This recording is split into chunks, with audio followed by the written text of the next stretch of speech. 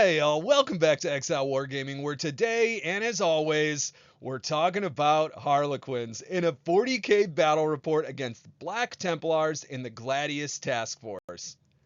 Now, recently, I've been enjoying the much more heavy-handed playstyle of Harlequins, where it essentially focuses on big units dealing high amounts of damage and maximizing our stratagems and agility tokens.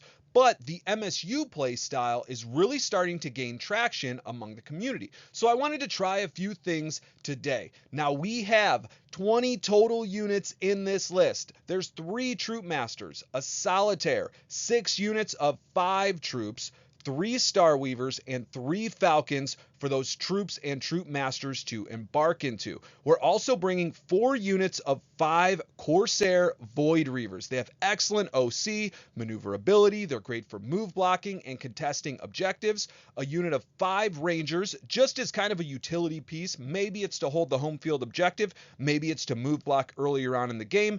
And then instead of Fire Dragons, we're gonna try Shining Spears at their new 110 point cost. I did have to psych myself up to put them on the table to shelve the dragons. I really do enjoy the dragons. I don't think it matters how much they cost at this point. They're just so great at what they do, but I am excited to try something new. This list again is coming in at 20 total units at 1,995 points. Now, in a change of pace, my opponent has decided to shelve the Ultramarines in favor of Black Templars. This list is very similar to what we're used to seeing on the table from Ultramarines, but instead of something like Rebute Gilliman and Marnius Calgar, we're getting a whole bunch of Primaris Sword Brethren. So, he has a captain with Honor Vehement, a captain with Jump Pack, attached to a 10-man unit of Vanguard veterans with jump packs, a Justiciar, and the Emperor's Champion. Now, the captain with Honor Vehement, the Justiciar, and the Emperor's Champion will all be attached to 5-man units of Primaris Sword Brethren. He's bringing a lieutenant with combi weapon, 5 intercessors to hold the home field objective, sticky, or just murder elves mercilessly, and then 3 Black Templar Impulsors. To round out this list, he has 2 Ballistus Dreadnoughts and 2 Vindicators, coming in at 13 total units at 1,995 points. This list is terrifying when you see it on the table. Now we're going to be playing Mission A in the new tournament companion, which is Taken Hold and Tipping Point style deployment on GW Terrain Layout 1.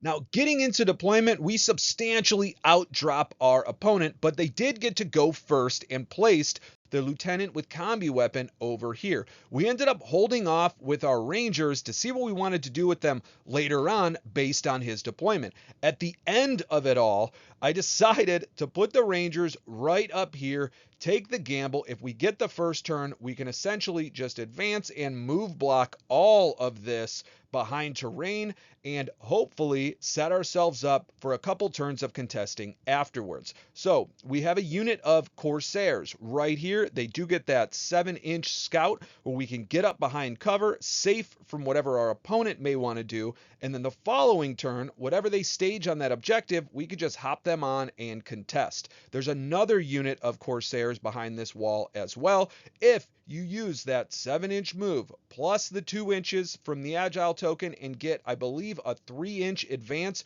we could be contesting this again. So we're just setting ourselves up on this side of the board to continually contest this objective. We have 4 units of Void Weavers that we can use, or Corsairs, and then we have another unit, I believe, over here to contest this objective if our opponent needs to push forward early, or if we want to just shoot them out and move block our opponent afterwards.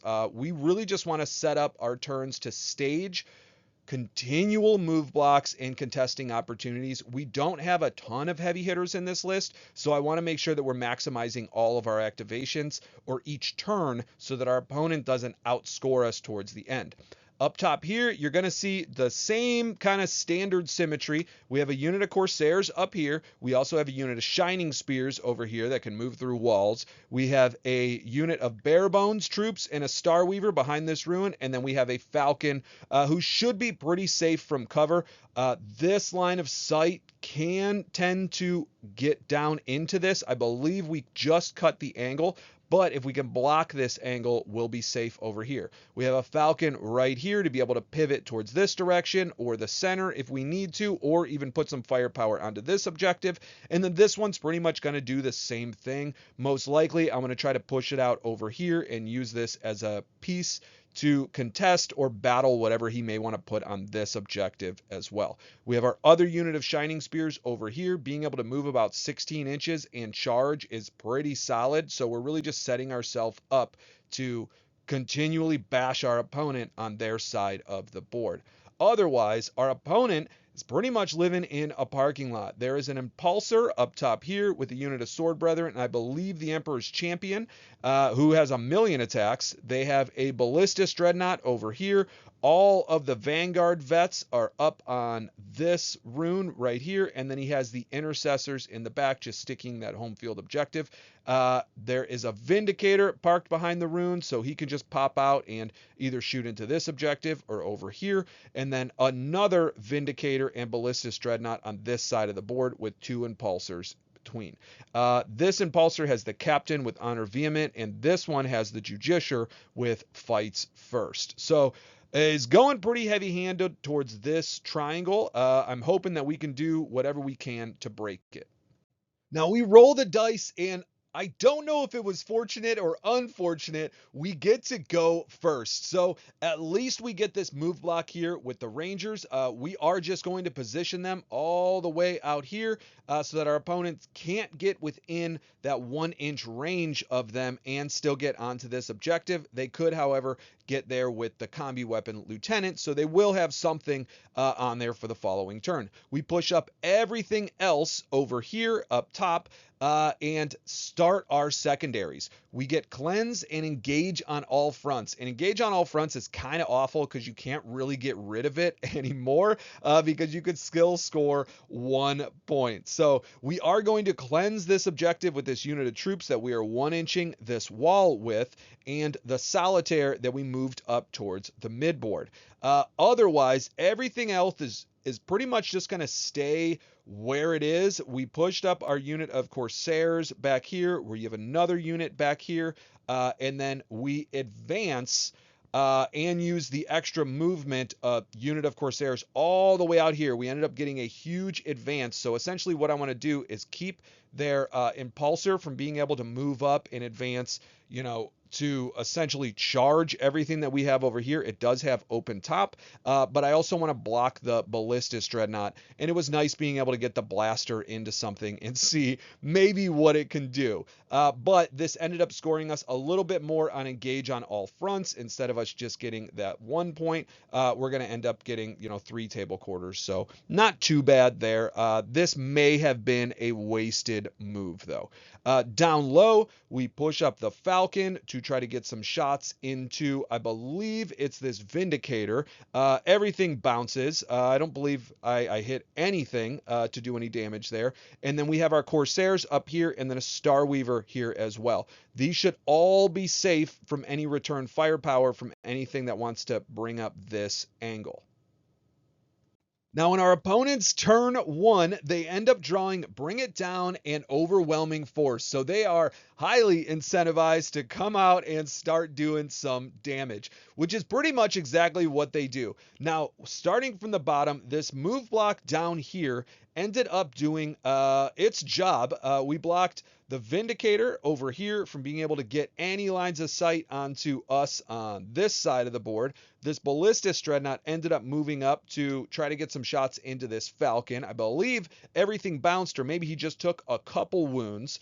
And then the Combi Weapon Lieutenant ends up coming out to hold this objective. The unit inside of the Impulsor that was originally over here gets up and stages right behind this rune with the Judiciar and fights first. And then their Impulsor gets onto this center objective. Now, the other Impulsor with Sword Brethren ends up getting out. They wipe out this unit of Corsairs, and then I believe this Impulsor or this Ballistus or Impulsor end up putting some shots into the Solitaire. Fortunately, stealth was pretty good. He rolled pretty bad. I think we took 1 wound at the end of the day from everything that he had shooting at it. But the big leap was this big unit of Vanguard vets jumped out with advance in charge to essentially lay waste to everything that we have over here. Now, they are running Storm Shields, so they're 4+ invulnerables. Thank God they aren't hitting us with a bunch of flamers, but otherwise, we'll see where it takes us.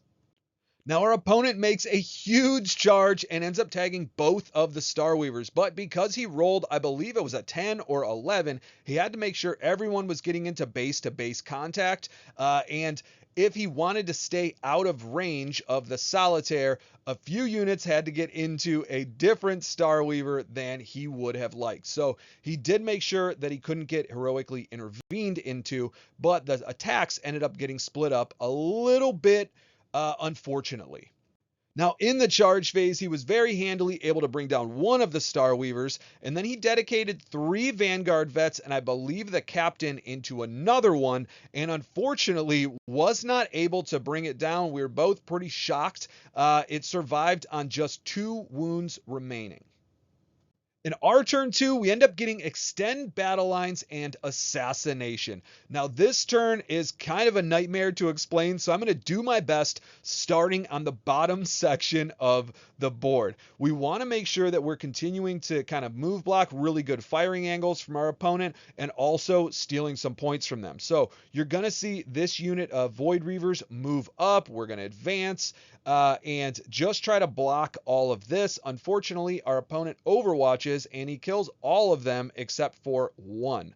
What we ended up doing after this is pushing this unit of troops that was in the Starweaver up here to get some shots into these Sword Brethren, and we are able to bring one of them down. The Starweaver itself is going to end up putting some shots, I believe, into this Impulsor, and then the Blaster, I think, does some work as well, and we're able to bring it down to just 5 wounds. Now, we ended up firing this Falcon, I believe, into this Impulsor, as well as this unit of troops without a troop master and their fusion pistols. We're able to bring down this Impulsor. They get out, everyone survives, and then this Falcon ends up firing some shots, the Pulse Lasers and the Bright Lance, into them beyond this. So we are able to bring down 3 of them. This Starweavers, or not the Skyweavers, these are Shining Spears now. I did put a guy with a spear on my Skyweavers, thank you. But their 6-inch range weapons aren't doing much. I don't believe we have range of the Ballistus, and the middling firepower ends up just going into these Vanguard vets. Now, up top here, we end up moving the Solitaire over to get into the action in the melee phase. This Starweaver that was in combat just fell back. We moved our Shining Spears that were behind this ruin up front to put some shots into them as well. The 6-inch range on their spears is just abusive. It is rough to account for when you're flinging them in from farther away. We could have got some shots off if we used one of the Agile tokens, but it just didn't seem worth it. I wanted to be able to utilize it for something else. This unit of troops gets out of the Falcon, puts some shots in, and then the other unit goes in as well. In the shooting phase, we were able to bring down, I believe, 6 of the Vanguard vets between all of this firepower. So 2 units of Shining Spears, Falcon, that actually went into the Ballistus and blanked, but its Shuriken Cannon went in, and then all of these fusion pistols were only able to bring down 5 or 6 of them, which just goes to show that maybe those shields were absolutely worth it.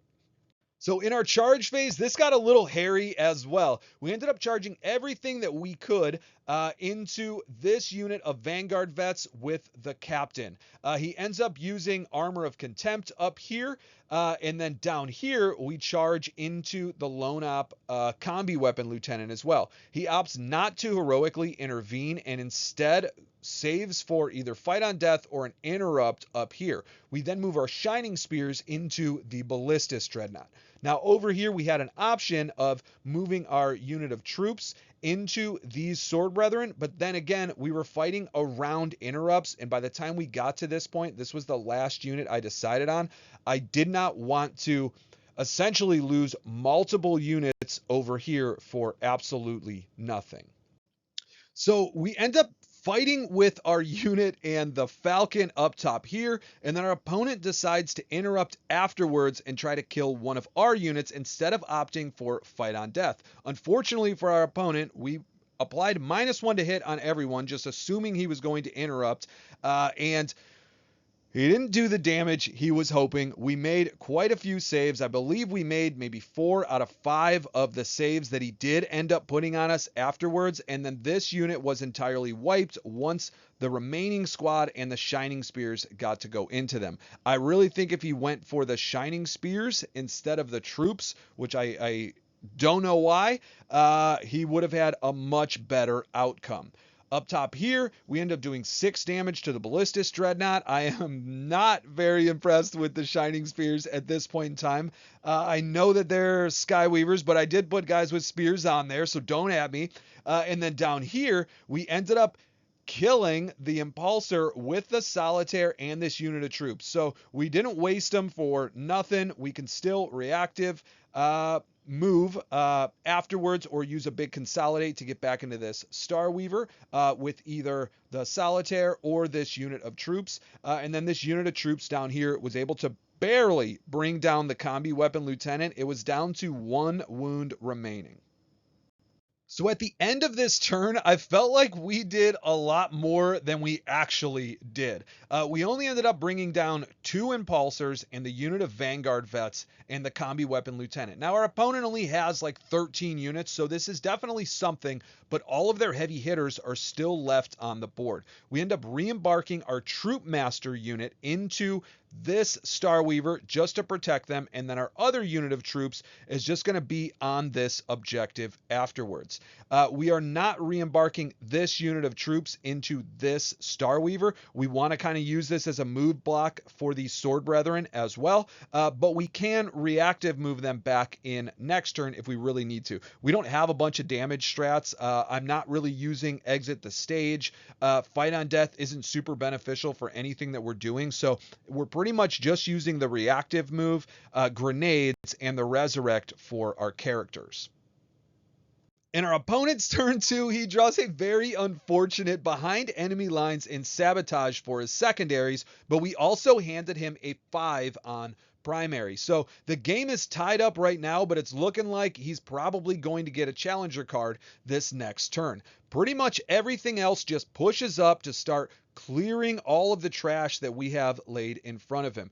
But right down here, this lone Corsair had the move block of the century. He ends up moving up a Vindicator, who does barely have an angle onto this Falcon. The Ballistic Dreadnought comes up and has a slight line of sight into this Falcon. This back edge, this is why I said earlier, if I would have just moved him up another inch or 2, and we could have, he would have been safe, but it ended up not mattering anyway. The Vindicator that was over here pushes down and ends up laying waste to this Falcon, brings it down to the last wound remaining. It was perfect for them. Otherwise, we would have used the Agile token to essentially move him away so the Ballistas couldn't shoot him as well. But this Vindicator bringing down the Falcon meant that this Vindicator is now free to bring down our Starweaver. In our last turn, we ended up using the big Consolidate to get closer to the Starweaver, and the Solitaire did end up re-embarking into that. He ended up surviving, and you're going to see him out over here. Our unit of troops that got out of the Falcon are going to be behind this wall. The Ballistic Dreadnought, though, ends up putting down one of the Shining Spears. He made a couple 4+ invulnerables, but we do lose the Exarch, and another one is, I believe, still at 2 wounds remaining. This unit of Intercessors clears this unit up here. Otherwise, we're just trying to hold out for a charge on these Sword Brethren. In the charge phase, the Sword Brethren up here bring down the Corsairs. They're going to steal that objective back from us. These Sword Brethren ended up charging into the Shining Spears. And yes, they are paper. And then this Ballistus Dreadnought still only takes 3 wounds from our Shining Spears and brings one of the other Shining Spears down to just 1 wound remaining. Otherwise, we are off to turn 3. Now, moving on to the top of turn 3, our opponent does get a challenger card, and it's Harbored Power. So essentially, he can get a command point for each objective he controls at the end of his turn. So he can get a very easy 3 points off of this, or use the ability that it has, but I don't believe it dealt any effect. If he touches one of our units, for the most part, they're dead.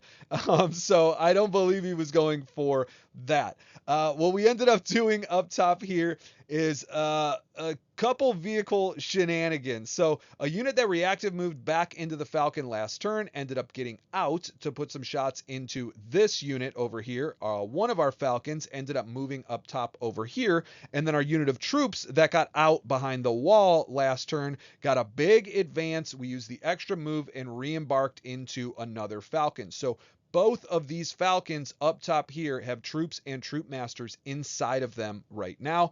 And then our Star Weaver just falls back again. It was consolidated into the last turn, so it's not going to be shooting anywhere as well. The unit that was inside of it, the troops and the troop master, end up getting out to try to battle this unit in the middle. They do get overwatched, and we lose a couple. Fortunately for us, I think he rolled only like a 3 or a 4 for the Pyre Pistols, and everything else missed. But you can kind of see on this turn how maneuverable Harlequins and Eldari are. We started with a huge chunk of our force right down here, and we have shifted almost all of it to the other section of the board, while our opponent shifted all of their forces down here to combat what we were originally staging.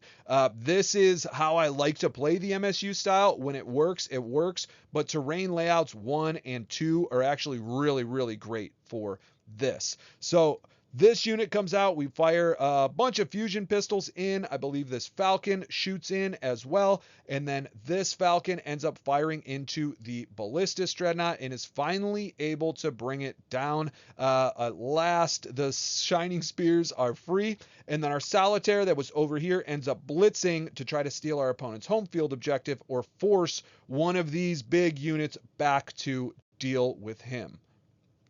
In the charge phase, we ended up charging the Emperor's Champion with the Harlequin troops and the Falcon using tank shock, and we were able to deal just enough wounds in tank shock to bring him down before anything else happened. We did not want fight on death or anything like that coming for us. He has 10 attacks. I think he gets pretty wild afterwards. And then the Solitaire goes absolutely bananas. We put 7 saves on the Intercessors. He uses Armor of Contempt and just rolls a bunch of 3s. We are able to clear this whole unit. Sometimes the Solitaire is amazing. Sometimes he misses. Fortunately for us in this game, we're able to deny our opponent primary on their home field objective. So this is a pretty nice swing for us. So we ended up bringing down all of the Intercessors with the Solitaire. We brought down the Emperor's Champion over here, but our opponent interrupts in the middle of it all in order to fight us on this objective here. I think he's trying to make sure we aren't getting that extra primary. This could be 15 points for us going into the next turn. Unfortunately, the Justiciar, I think he ends up getting 4 hits, 3 wounds, and then we make, I think, 2 out of the 3 saves, so we're still going to out-OC him over here, and then we are able to bring him and the other Sword Brethren down. I think the Troop Master did it almost by himself. In our opponent's turn 3, he ends up drawing Storm Hostile Objective and Tempting Target. So you could very easily get Storm Hostile Objective. All he needed to do was get something off of the center or the home. But he ends up moving this Impulsor back here to try to get some shots into the Solitaire or charge it or tank shock. The unit that was inside, which is the Captain and a whole unit of Storm Brethren as well, end up pushing forward here. We use a reactive move to get back into this 2-wound Starweaver that's been like an MVP this whole game. I can't believe it. Just the utility it's been providing for us just sitting here. It hasn't shot a single shot. And then down here, he ends up positioning the Ballistus Dreadnought to get shots into this Falcon, and then this Vindicator to get into range of this Falcon as well, and then this Vindicator to really start collapsing in on this section of the board. It doesn't seem like our opponent has much, but we don't either. Now, this is another turn where the little things matter. Our opponent ended up shifting everything that they had up here to get angles into this Falcon. So this was the Oath of Moment target. This Vindicator comes up. He's right inside that 24-inch range. And then this Ballistus comes in as well. If we did not position this Falcon right here, we weren't really paying attention. After the Vindicator shot, he only brought it down to, I believe, 1 or 2 wounds remaining. We could have used our agility token to position him down. Unfortunately, we can't go over the Falcon, and moving up doesn't help because its range on its weapons are so far anyway. But if we would have just paid a little bit more attention and moved this Falcon over last turn, we would have had enough mobility to move this Falcon down. But hindsight's always 20/20. So this Falcon gets blown up by the Ballistus, the last cannons, and the Vindicator shots. I believe the missiles ended up bringing down this unit of Shining Spears, as well as some of the firepower from these guys. And then this Vindicator didn't have many shots to go into afterwards. In the charge phase, he pushes the Impulsor up to the Solitaire and the Sword Brethren into the Starweaver. Tank shocking the Solitaire. 4 wounds exactly, and we already used the Resurrect earlier in this turn. This Impulsor, of all things, I'm a little salty. But these Sword Brethren right here ended up bringing down this Starweaver finally. We get out behind, and they don't consolidate into us. They end up moving back towards this center objective, I think because of their secondaries. In our turn 4, we finally score some primary. We get 10 points and then draw area denial and recover assets. So we have to clear this unit up here. We leave one of our unit of troops on this objective, I believe, to recover assets. Then we have our other unit of troop with the troop master just 1-inching this wall. We have a unit that got out of the Falcon, making its way towards the Sword Brethren here. And then we have another unit that got out of the Starweaver last turn, trying to make its way as far as they can to get into this Vindicator. Now, unfortunately, we're not within fusion pistol range over here, but we do have one Corsair with a blaster poking out to get to work. So anyway, he starts blasting. He does a few wounds, which is pretty nice, and then this Falcon fires a shuriken cannon into the Sword Brethren, and then the Bright Lance and the pulse lasers here as well. We finally get a wound with a Bright Lance, but we are not able to bring it all down. It is down to 1 wound remaining. We're going to have to make an 8-inch charge with this unit of troops in order to finish this off. We end up throwing grenades, I believe, into this unit of Sword Brethren, and then the fusion pistols and the neuro pistols do some really great work. We're able to bring down 4 of them. In the charge phase, we end up taking down the Primaris Captain and Sword Brethren in the center and get that 1 devastating wound through on the Vindicator. We are going to be able to consolidate onto this point.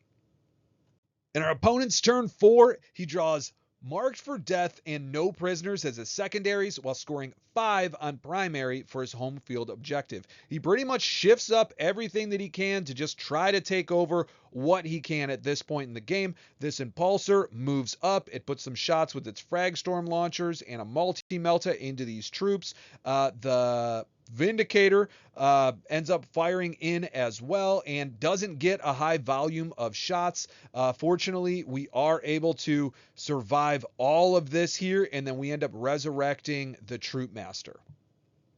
In the charge phase, our opponent pushes the Ballistus Dreadnought into the remaining 2 troop down here, brings them down with tank shock, and then the Vindicator pushes into this Troop Master, but gets heroically intervened into, and we are able to survive, and then bring the Vindicator down as Well, this wasn't that expected. I thought we were going to have to shoot it down with pistols or this Falcon afterwards, but it was nice to see that we had that.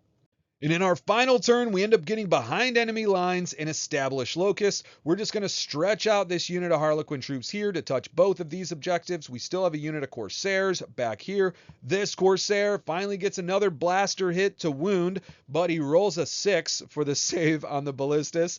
This Falcon fires everything in as well. We're still not able to bring it down. And then just to make matters worse, we should have just pushed the Troop Master up over here and established locusts, and we would have got way more points in secondary, but it was a matter of pride at this point. So the Troop Master comes down to try to do some work into the ballistas, and unfortunately, we are not able to bring it down. And with our last troop and Troop Master, we are able to bring the Impulsor down. And in our opponent's final turn, they draw Display of Might and extend battle lines while not being able to control any objectives because we're tied on OC. So we walk away the victor 82-46, a pretty commanding lead, but it felt a lot closer throughout the game. So much so that I do still feel like this is just a coin flip. A few different dice rolls here or there, and this game could have been flipped entirely on its head. This is a very scary matchup overall. My first attempt with this list, while I've played a ton of Harlequins and a lot of MSU, playing with a lot of infantry units that aren't Harlequins was a lot to readjust to. I kept seeing myself in positions where I thought I could reactive move, or where I wanted to use a specific stratagem that I just couldn't take advantage of. While the Corsairs and Rangers themselves are incredible, I think if you wanted to play the closest thing to Monoquins you can, I believe just including Corsairs and Rangers, which I think is pretty damn lore friendly as well, is the way to go.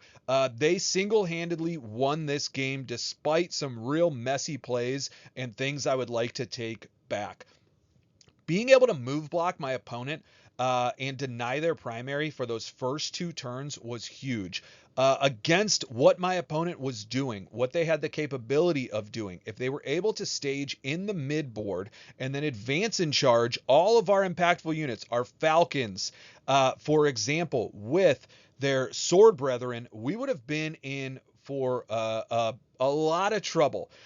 So I think they changed the dynamic of the game, and as our opponent started to move towards one section of the board in order to essentially make sure that they're going to be able to score while meeting the threat that we were posing, we ended up just taking that entire threat and shifting it to the other section of the board, and it allowed us to start piecemealing my opponent apart, despite the fact that we only had a few units remaining at the end of the game.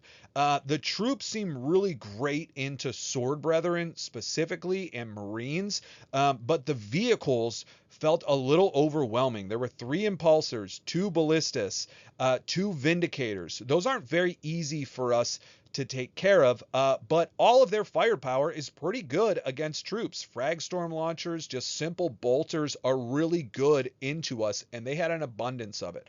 The Solitaire, likewise, while he did really well in this game, playing some tricks, he ended up bringing down an Impulsor. He took down the home field objective from our opponents. He played into them, the Impulsor itself, real easy. He was dropped by normal firepower, and then he was brought down by tank shock afterwards. So normally I like to see him when I take the home field objective. It drags a more important unit back than something like an Impulsor that can still shoot me across the board. But he did his job. It just didn't feel like he had a lot of really great targets to go into. I did really miss the Shadowseer brick specifically. There's something to be said about move blocking your opponent with something like Corsairs and Rangers or Shroud Runners or Scorpions, whatever it is. And then there's something to be said about being able to move block your opponent and destroy a unit in shooting and another unit in combat afterwards. So I feel like just having that big brick, while it's expensive, it does double duty for that role, whereas something like the Corsairs or the Rangers are just move blocking or just contesting. I like being able to do a little bit of both. The Troop Masters and the Falcons put in a ton of work this game. Most of it was just re-embarking and disembarking and getting the re-rolls for the fusion pistols. The Bright Lances did almost nothing. I think they finally wounded on the last turn of the game. I think we got like 8 wounds into a Vindicator with the Falcon. But other than that, the Bright Lances were kind of a non-factor. It was the Pulse Lasers doing most of the work. The Shining Spears, however, are not fire dragons, and I kept seeing myself wishing that they were fire dragons throughout this game. They are not the answer at 110 points if you are looking for a replacement for dragons. It seems like their break point from damage on something like a vehicle is right around 9 wounds.